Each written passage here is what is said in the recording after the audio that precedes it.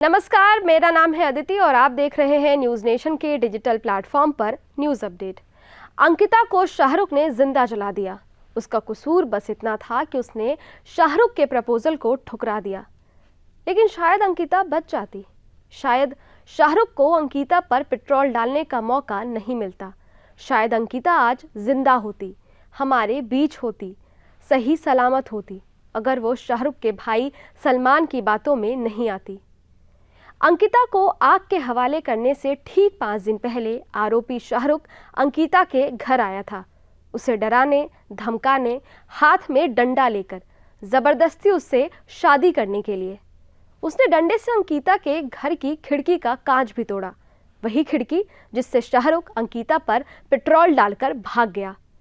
शाहरुख की बदतमीजी देख घर वालों ने उसकी शिकायत पुलिस से करने की सोची, पर शाहरुख के भाई सलमान को ये बात कहीं से पता चल गई।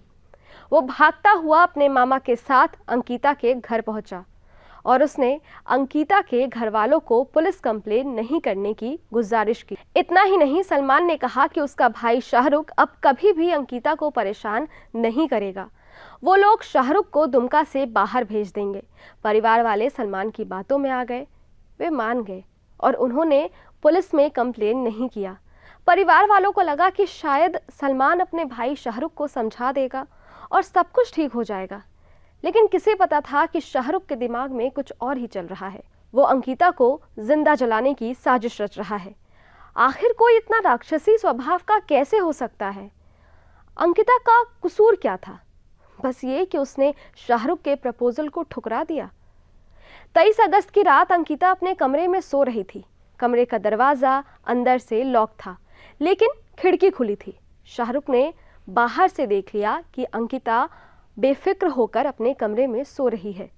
तभी वो पेट्रोल लेकर खिड़की के रास्ते कमरे में घुसा और सो रही अंकिता पर पेट्रोल छिड़ककर उसे आग के हवाले कर दिया। आग लगने के बाद शाहरुख खिड़की के रास्ते से फरार हो गया। अंकिता को आनन फानन में दुमका के अस्पताल में लाया गया, जहां उसे रांची के रिम्स में रेफर कर दिया गया। रांची रिम्स में इलाज के दौरान अंकिता की मौत हो गई। मौत से पहले अंकिता ने पुलिस को ये बयान दिया कि जिस तरह से मैं मर रही हूं, उसी तरह से शाहरुख को भी सजा मिले। शाहरुख फिलहाल पुलिस कस्टडी में है। पुलिस कस्टडी में शाहरुख हंसता हुआ दिखाई दिया। उसे अपने किए पर कोई पछतावा नहीं है। पुलिस जब आरोपी को गिरफ्तार करके ले जा रही थी तो वो बेशर्म की तरह हंस रहा था। उसकी बॉडी लैंग्वेज से ऐसा बिल्कुल नहीं लग रहा था कि जैसे उसे अपने किए पर कोई पछतावा हो, कोई अफसोस हो।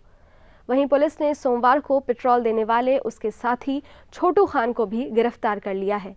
अंकिता के पिता संजीव ने भी कहा है कि उसकी बेटी के हत्यारों को फांसी की सजा मिलनी चाहिए।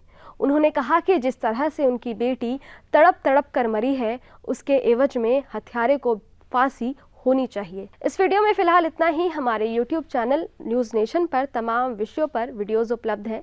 जाने से पहले हमारे YouTube चैनल को सब्सक्राइब कर दीजिए और बेल आइकन प्रेस कर दीजिए, ताकि हर न्यूज़ अपडेट सबसे पहले आप तक पहुंचे।